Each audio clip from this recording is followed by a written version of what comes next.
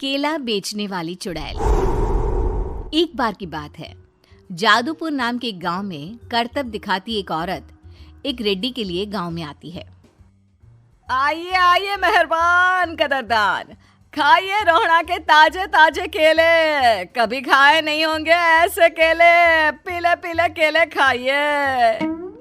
ये कहकर रोहड़ा हाथों में 4 केले लिए उन्हें सर्कल में जोर जोर से हवा में उछालती हुई करतब दिखाती है, जिसे देखकर आसपास के सारे बच्चे अपने अपने मम्मी पापा से उस औरत के पास जाने की जिद करने लग जाते हैं। पापा, ऐसा तो सर्कस में बॉल से होता है ना, ये आंटी तो केले से कर रही है। चलिए ना पापा, देखते हैं। रोहड़ा एक पतली सी तार पर चलती हुई केलों से करतब दिखाती है। आते जाते सभी लोग बाहर रुककर उसके करतब देखते हैं और वाह वाही करते नहीं थकते।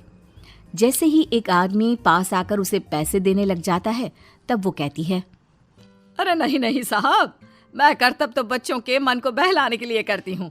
धंधा तो मेरा केले का है। पीछे देखो मेरी रिड्डी, जो भी मेरे केले खाएगा मेरी तरह चुस्त दुरुस्त और तंदुरुस्त हो जाएगा। पता चलता है क्या कि मेरी उम्र 55 की है। अरे पर ऐसे ठंड के मौसम में कोई केला क्यों खाएगा? ये ऐसे वैसे केले नहीं है साहब, ये शरीर में गर्मी देते हैं। ठंड को दूर भगाए जो भी रोहिणा के केले खाए। पापा, अगर मुझे केले नहीं मिले तो मैं घर नहीं जाऊंगी। तभी उसके पापा कहते हैं कि बेटा, केले ठंड में कभी गर्मी नहीं देते। ये सब कहने की बातें हैं, सामान बेचने का तरीका है इनका। पर पिंकी नहीं मानती। मैं केले खाऊंगी।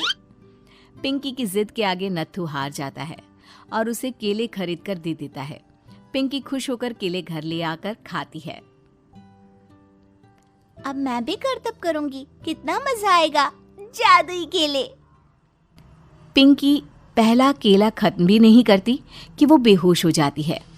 दूसरे केले से एक काला धुआं आता है और रोहड़ा चुड़ैल बनकर बाहर निकल आती है।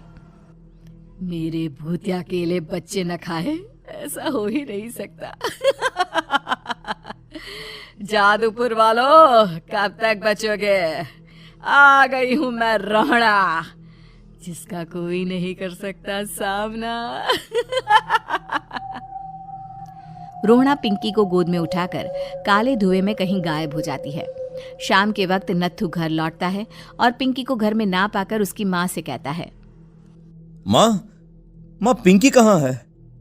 अरे बेटा, उसे तो तू सुबह करतब दिखाने ले गया था ना, फिर कहाँ वापस आए तुम दोनों? मुझे लगा तू उसे अपने साथ मंडी ले गया होगा। हे भगवान, मेरी बच्ची कहाँ गई? मैं उसे घर ही तो छोड़कर गया था माँ। नत्थू गांव के घर कोने में अपनी बेटी को ढूंढता है, पर उसे वो कहीं नहीं मिलती। परेशान होकर आखिर रो रो कर नत्थू हिम्मत हार कर घर लौट आता है। अगली सुबह रोहड़ा फिर से करतब दिखाने आती है और इस बार पिंकी की तरह रोनी केले खरीद लेता है। 50 रुपए दिए थे पापा ने, सारे पैसों की मैंने केले खरीद लिए हैं। अब मैं भी आंटी की तरह ही करतबबाज बन जाऊंगा।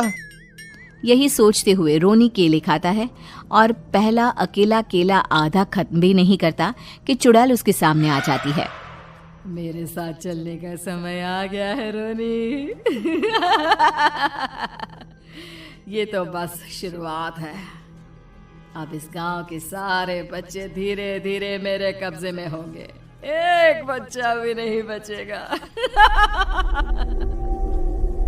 ये कहकर रोना रोनी को गोद में लेकर काले धुएं में अदृश्य हो जाती है। इसके बाद हर रोज गांव में से कोई ना कोई बच्चा गायब होता, पर ऐसा क्यों हो रहा है किसी को भी समझ में नहीं आ पा रहा था। रोज की तरह अपनी बेटी पिंकी की तलाश में नत्थू गांव के एक तालाब के पास बैठा रो रहा था। कहाँ गई मेरी पिंकी? शकुंतला के जाने के बाद एक वही तो मेरा सहारा थी। अरे उसकी आत्मा कोस रही होगी मुझे कि मैं अपनी बच्ची को संभाल भी नहीं पाया।